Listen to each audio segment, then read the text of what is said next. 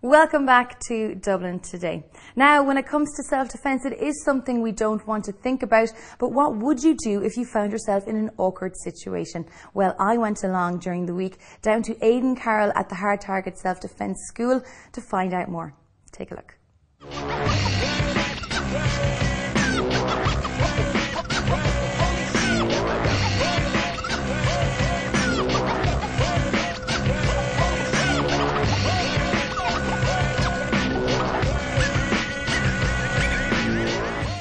Aidan, thank you so much for having us out to the Hard Target School. But the most important thing when we're talking about self-defence is the protection game plan. Can you talk us through it? Yeah. The first thing we teach all of them, and we're going to look at some defensive tactics today, but as we always say, that's a last resort. It's gone physical at that point, you know, something's gone wrong at that stage. So we teach the beginner student and the experienced student that we must continually keep training this game plan. It's so important. So we'll just run through it briefly for the viewers. The first part is awareness. So, I mean, if we're aware, we're going to avoid, you know, most attacks, the majority of attacks, because we're switched on to the environment, we're situationally aware.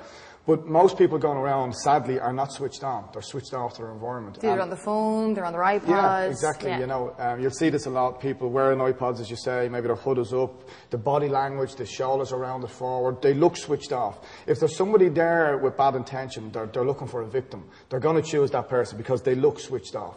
So it's very important. It's a huge part of our curriculum that we teach people how to walk correctly, how to be confident, how to be aware all the time.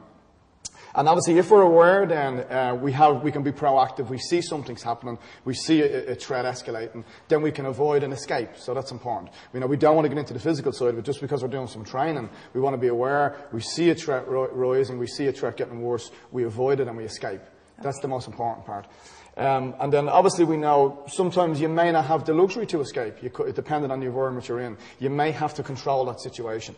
And we do that with what we call a fence, F-E-N-C-E, which is basically protecting your personal space. Okay. We drill this all the time. Every technique we do is done from a fence position.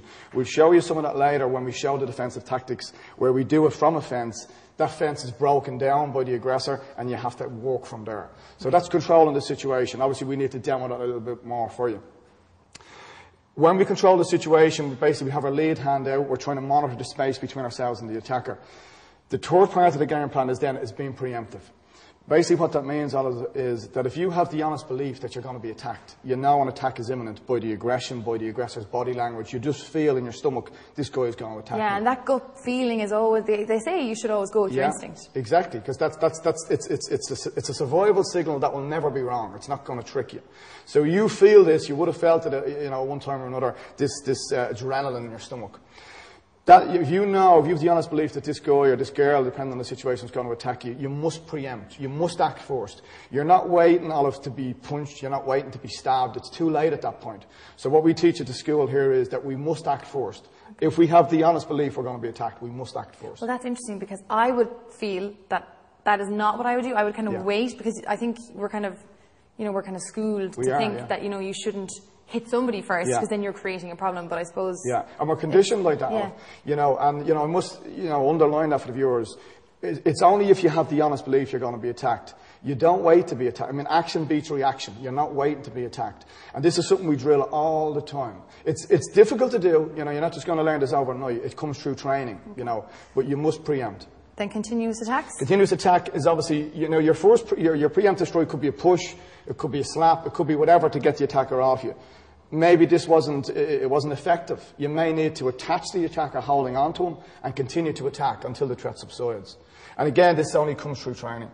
And my favourite bit. Escape, yeah. Escape. Yeah. Which again, as you can see, we have up the top. I mean, this is the most important thing. If you're aware, as I keep saying, being aware, if you're aware, you're going to be able to escape. Okay. So this must be in place, and this is drilled every time we teach a class. So we're going to put it into practice. Yeah. We have Johnny and Paul set up, and will we just move this out to the side? Yeah. So what are we going to do? We're going to look at a headlock. Yeah, we're going to look at some common assaults today. We're going to look at one that, you know, kids will do this in schoolyards. This is something that's quite common. But it is, I mean, the level of threat here is quite high. If this attacker means business here, Johnny has a lot of problems. Okay. So what we're going to do is, this is done from an ambush attack, if you like, where it's put on from behind. You know, Johnny doesn't see the attack happening. So he's maybe switched off, but the guy puts the attack on from behind. So what I'm going to do here, Johnny's just going to just reenact, if you like to say, that he's walking down the street, okay? Just 1 second, Johnny, sorry. And when I give Johnny the cue to walk, at any point during that walk, Paul is going to put the attack on. Johnny's going to defend against the attack, and then we'll break it down a little piece. Super. Okay, so on 3, 2, 1.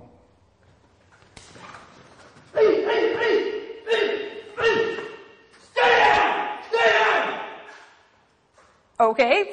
Okay. It's quite real. Yeah, we must make it real, Olive, you know? Yeah. Let's get you up there a second. But we must make that real, Olive, because there's no sense in us showing a student a technique like that and doing it half-heartedly. Yeah. There will be aggression. I mean, that's not going to be put on gently. That's going to be put on with full body weight, full aggression. So we have to really go at it full tilt here. Well, that's really good, because I would have always thought, you know, if I go to a defence class and, you know, if something happened, I'd be kind of like, okay, that's fine. If you could just stand this way, because I'm going to do it that way. Choreographed. You know what I mean? It is a little bit choreographed. Yeah. So it's good that it's not quite real. Yeah, we must make it real, because we're training. You have to remember here, we're training for reality here. We're not training for sport. Okay. We're training for the street, your worst case scenario. Okay, so if you want to break that down then. Sure, yeah. What I'll bring Paul in here, okay? So we'll just take it from, we'd say the attack has gone on. When the attack comes on, obviously it's too late. I mean, as soon as you feel somebody putting this on you, want to turn and defend against this. But we work from a base that it is put on. So, Paul, if you just put the choke on lightly there and Olive for a second. Lightly? Now, Olive, when this goes on, I mean, this is not going to be done from a static position. There will be a lot of, you know, bodies being thrown around, lots of movement and so on. I imagine so to prevent you going to the ground, prevent you being thrown, you know, into the wall or whatever, I want you to broaden your base. So widen your feet out. You want your feet wider than the attackers for this, okay? Now, you are doing what I want you to do. This is natural instinct. I want you to grab onto the attacker's right arm in this case. And what I want you to do as you're doing, take your left arm around. Now, we want to get a grip here on the attacker, so you're coming around the body. Now, realistically, this guy could be a lot bigger than Paul, could be a lot smaller. But you're trying to get what you can get here. The reason you're doing this is to create a strong base. So you can't knock me over. Exactly. You have got a leverage there. You don't just want your hands hanging down. Now, obviously, because of the pressure of this attack, you will be getting thrown around.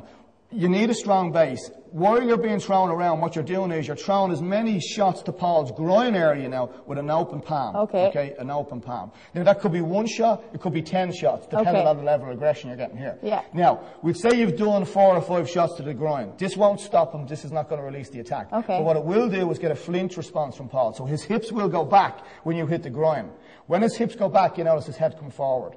That's what I want. Now, I want you to grab. So grab onto Paul's leggings here, but imagine you've grabbed the groin, Olive. Get a good grip now. So you would have gone in 4 or 5 shots and you would have grabbed the groin at that point. Now, as soon as that goes in, your left hand comes around, up over here, Olive, and it goes towards his eyes. Now, your viewers must watch out here. We don't go near the attacker's mouth. He has to go with the eyes, because if Olive goes against the mouth, he's going to bite their fingers off. So just keep your eyes closed, Paul. This will go in here, Olive. Now, as you pull the head back, pull up on the groin, look towards your attacker. Look towards your attacker. Release this hand and palm heel to the chin. And then he's gone. Exactly. And he's gone. Oh, God. So obviously, we've done that at live speed. And with a bit of training, you'll get that down much, much quicker. God. So how do you feel about that? Yes! I have power! Good. I'm so sorry, but I know it's actually really interesting to think that, because I would have always had the opinion that I'm quite small. If something like that happened, that I might necessarily have... You go to shock? Yeah, but obviously you're going to be a bit shocked and everything, but it's simple techniques. It has to be simple, Olive. Every technique we show here has to be simple. Because if I'm giving you a technique that takes you months and years to learn, that's not good. Yeah. Because you've got to think about it then.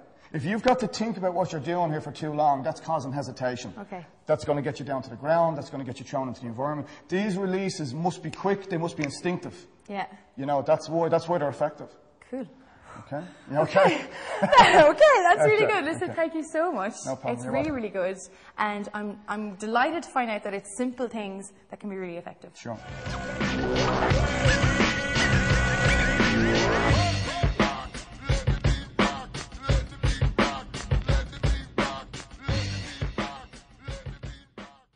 Yes, Aidan Carroll there from Hard Target Self-Defense Systems, and he has given us a great competition prize. He's offering 2 lucky City Channel viewers a weekend course in self-defense worth €150. In order to be in with a chance to win, all you have to do is answer this simple question.